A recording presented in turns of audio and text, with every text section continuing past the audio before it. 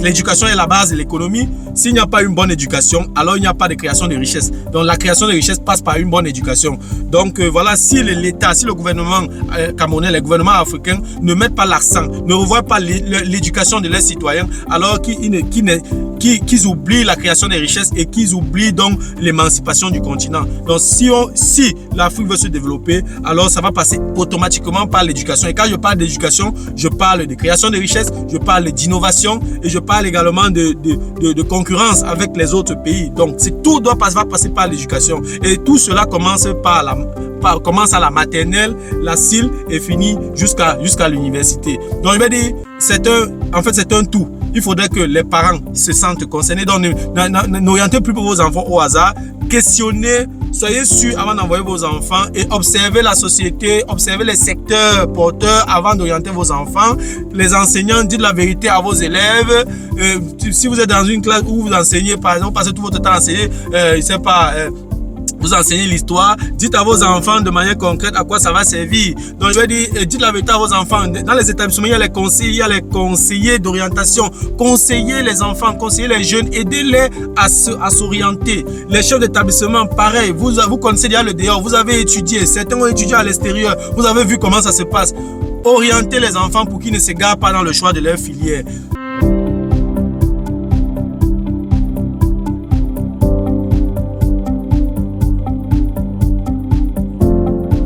Salut à toi et merci encore une fois de plus d'avoir cliqué sur ma vidéo. Si c'est ta première fois de passer par ici, je m'appelle Fabrice Zopop. Je suis ingénieur en génie mécanique et en même temps investisseur immobilier depuis plusieurs années déjà. Dans cette chaîne, je parle de deux thèmes. Je parle d'intelligence financière et je parle d'investissement immobilier. Voilà, si ces deux thématiques t'intéressent, abonne-toi tout simplement à cette chaîne pour ne manquer aucune vidéo. Et si en plus de ça, tu actives la cloche de notification, alors tu recevras de manière automatique une notification lorsqu'une nouvelle vidéo sera publiée. Voilà, si entre-temps tu as des questions, des remarques, des suggestions, des critiques ou alors des propositions d'amélioration, n'hésite pas de m'écrire en commentaire. Un like me ferait énormément plaisir. Voilà, si tu as besoin de mon expertise, tu peux me contacter à tout moment via les coordonnées qui s'affichent à l'écran. Tu peux également me recommander auprès de tes proches pour leur permettre de profiter également de mes connaissances. Quand je parle de connaissances ici, je parle d'accompagnement dans l'investissement immobilier, je parle d'accompagnement dans la fiscalité immobilière, beaucoup plus en Allemagne. Je parle, n'est-ce pas, de formation immobilière qui peut être en présentiel, qui peut être virtuelle. Si tu aimerais mettre de l'ordre dans tes finances, tu peux également me contacter. Si tu as des proches qui aimeraient investir dans l'immobilier en Allemagne, qui vivent en Allemagne ou pas, tu peux également me mettre en contact avec eux. Voilà, dans la vidéo d'aujourd'hui, je vais parler de l'éducation au Cameroun. L'objectif de ma vidéo, ce n'est pas de critiquer l'éducation au Cameroun, mais c'est d'apporter quelques éléments qui peuvent permettre à l'éducation camerounaise d'être un peu plus efficace. Donc, j'ai apporté quelques éléments sur lesquels le gouvernement camerounais peut s'appuyer pour améliorer l'éducation au Cameroun.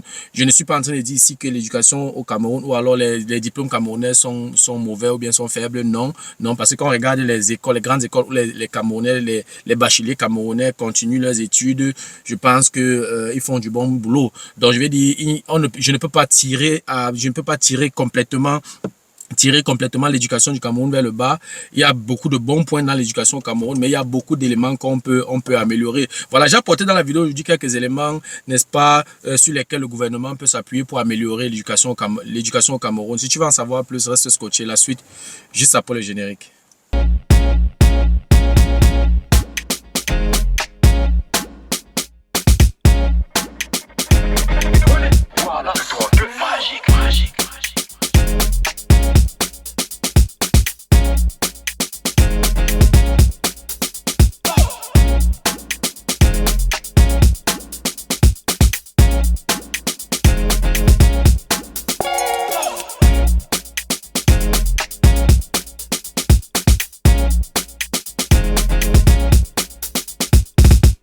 Oui, donc il y a ça que je voulais également souligner. Orienter les enfants ou alors fixer les matières en fonction des orientations, en fonction des filières des enfants. Il y a encore un autre élément qui me perturbe tout le temps. Cette histoire de philosophie ou français.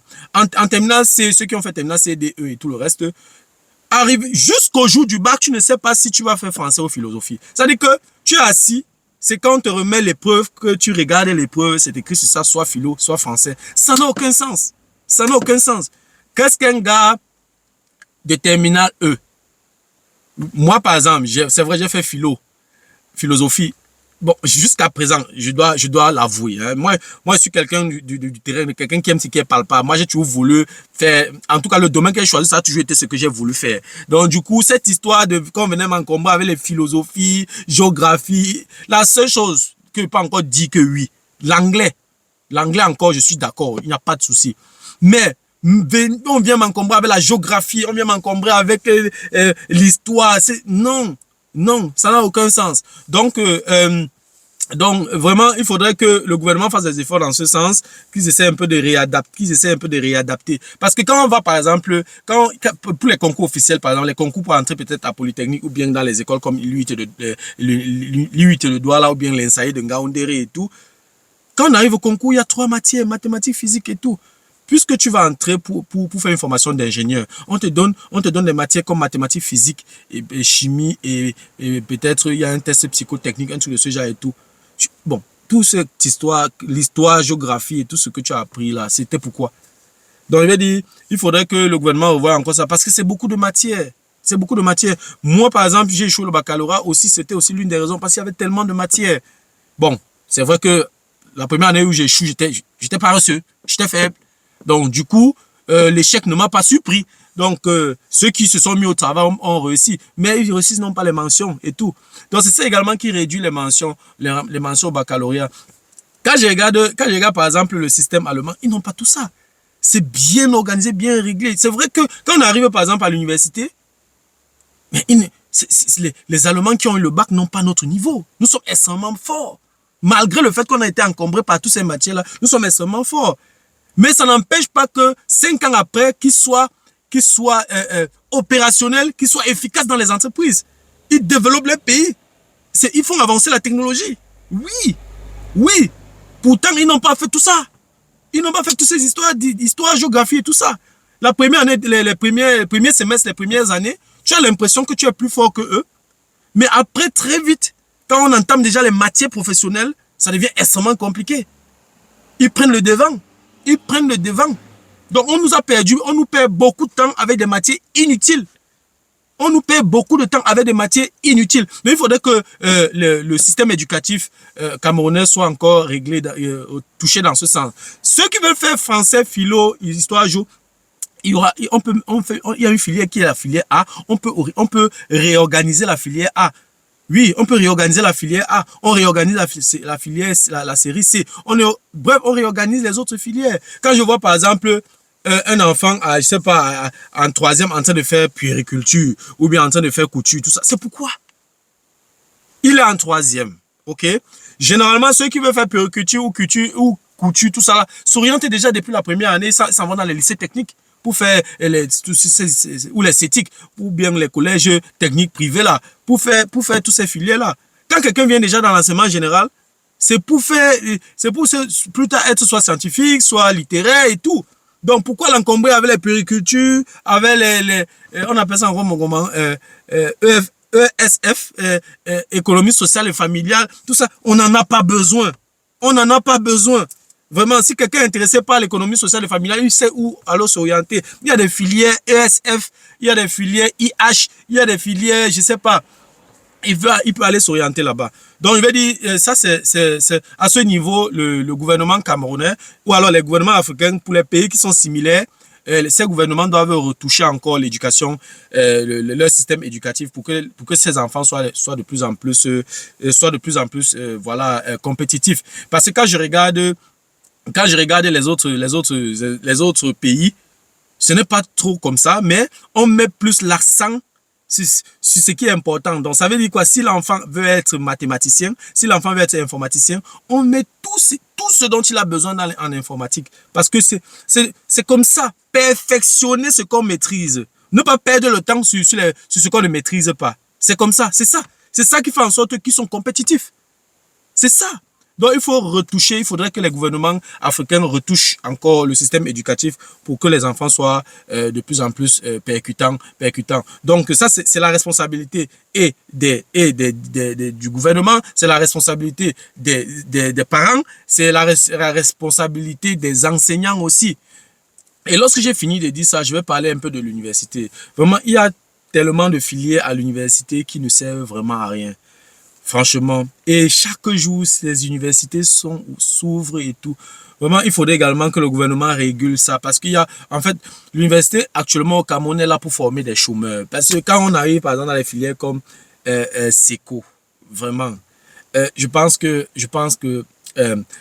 il faut que les choses soient claires. En SECO, il y a peut-être, en première année, il y a peut-être 1000 étudiants, 1500 étudiants, 2000 étudiants. Ça n'a aucun sens. Donc, il faudrait que le gouvernement retravaille encore dans ce sens, revoie encore. Déjà, observe la société, regarde déjà dans quel secteur sont porteurs. Et puis, en fonction de ça, c'est en fonction des secteurs. C'est en fonction des secteurs où il y a le besoin qu'on forme les enfants. Je vois, par exemple, il y a le besoin dans l'agriculture. Il faudrait donc que l'État, que le gouvernement oriente, fixe d'abord une politique de l'agriculture au Cameroun et puis oriente certaines filières dans cette direction-là. Que ce soit pour la mécanisation, que ce soit pour l'agriculture proprement dite, que ce soit tout ce qui concerne l'administration, voilà le volet administratif de l'agriculture. L'État donc a la responsabilité, ou alors le gouvernement a la responsabilité donc d'orienter, de fixer ce cap-là pour permettre aux enfants de s'orienter vers l'agriculture. L'agriculture, ce n'est pas seulement aller prendre 2 graines de haricots et s'aimer dans le sol ou bien 2 graines de maïs s'aimer, non. Il y a tout un ensemble. Il y a la technologie dans l'agriculture, il y a l'informatique dans l'agriculture, il y a beaucoup de domaines. Il y a beaucoup de domaines. Une machine agricole s'entretient, on a besoin des mécaniciens. Donc je vais dire, ce n'est pas un problème l'agriculture, ce n'est pas seulement aller s'aimer le maïs ou bien aller s'aimer le haricot. Non, c'est pareil pour l'élevage. Donc, s'il faut industrialiser notre agriculture, s'il faut industrialiser notre élevage, alors il va falloir que le gouvernement ait une politique bien définie pour transformer l'agriculture, pour transformer l'élevage et amener également les enfants à aller dans cette filière-là. Donc, on identifie un secteur qui est porteur, on amène les enfants dans cette direction. Si le gouvernement voit que les TIC, c'est un secteur porteur, on amène les enfants dans les TIC, on ne les encombre plus à les conneries. On ne peut pas aller verser tout le monde en SECO. Tout le monde ne va pas gérer les entreprises. On ne peut pas avoir 3000 étudiants en première année SECO, sciences économiques. Sciences économiques, c'est pour travailler où il y a combien d'entreprises qu'il faut gérer? Non. Non, on identifie les secteurs porteurs et puis on oriente les enfants dans cette direction-là. Ce n'est que comme ça qu'on fait pour développer un pays. Donc, voilà ce que j'avais à dire par rapport à l'éducation au Cameroun. Il y a tellement à dire, Je vais faire une autre vidéo, n'est-ce pas, sur l'éducation dans d'autres pays, parce que c'est un secteur où alors l'éducation est déjà l'éducation est la base de l'économie. S'il n'y a pas une bonne éducation, alors il n'y a pas de création de richesse. Donc la création de richesse passe par une bonne éducation. Donc voilà, si l'État, si le gouvernement camerounais, les gouvernements africains ne mettent pas l'accent, ne revoient pas l'éducation de leurs citoyens, alors qu'ils oublient la création des richesses et qu'ils oublient donc l'émancipation du continent. Donc, si l'Afrique veut se développer, alors ça va passer automatiquement par l'éducation. Et quand je parle d'éducation, je parle de création de richesses, je parle d'innovation et je parle également de concurrence avec les autres pays. Donc, tout va passer par l'éducation. Et tout cela commence à la maternelle, la CIL et finit jusqu'à l'université. Donc, je vais dire, c'est un tout. Il faudrait que les parents se sentent concernés. Donc, n'orientez plus vos enfants au hasard. Questionnez, soyez sûrs avant d'envoyer vos enfants et observez la société, observez les secteurs porteurs avant d'orienter vos enfants. Les enseignants, dites la vérité à vos élèves. Si vous êtes dans une classe où vous enseignez, par exemple, passez tout votre temps à enseigner, vous enseignez l'histoire, dites à vos enfants de manière concrète à quoi ça va servir. Donc, je vais dire, dites la vérité à vos enfants. Dans les établissements, il y a les conseillers d'orientation. Conseillez les enfants, conseillez les jeunes, aidez-les à s'orienter. Les chefs d'établissement, pareil, vous connaissez déjà le dehors, vous avez étudié, certains ont étudié à l'extérieur, vous avez vu comment ça se passe. Orienter les enfants pour qu'ils ne s'égarent pas dans le choix de leur filière. C'est valable et je m'adresse particulièrement au gouvernement. C'est l'État qui fixe le cap et le peuple suit. Donc, si l'État ne se sent pas responsable, si l'État ne change pas la direction ou alors n'ajuste pas, n'est-ce pas, l'éducation en Afrique, alors on sera toujours les derniers. J'ai regardé un documentaire où il y a des enfants qui sont à l'école de 7h à 22h. Je vais faire une autre vidéo là-dessus où comment d'autres pays ont investi dans l'éducation de leurs enfants. Donc, je vais faire une autre vidéo sur l'éducation dans d'autres pays, précisément dans un pays asiatique où il y a des enfants qui sont à l'école de 7h à 22h. L'objectif étant de rendre ces enfants plus compétitifs sur le marché de l'emploi, que ce soit dans leur pays, que ce soit à l'international. Donc, ces enfants sont tellement compétitifs parce que le gouvernement, l'État a mis le paquet dès la base. Donc, c'est également ce que les gouvernements africains, les États africains doivent faire, investir à la base, suivre leurs enfants dans leur processus d'apprentissage afin qu'ils soient également compétitifs dans l'avenir. Voilà, c'est tout pour la vidéo d'aujourd'hui. J'espère que la vidéo t'a plu. J'espère que la vidéo a été à la hauteur de tes attentes. Voilà, si la vidéo t'a plu, je te prie de la partager au maximum. Et si les contenus de cette chaîne t'intéressent, abonne-toi tout simplement à cette chaîne pour ne manquer aucune vidéo. Et si en plus de ça, tu actives la cloche de notification, alors tu recevras de manière automatique une notification lorsqu'une nouvelle vidéo sera publiée. Voilà, si entre-temps tu as des questions, des remarques, des suggestions, des critiques ou alors des propositions d'amélioration, n'hésite pas à m'écrire en commentaire.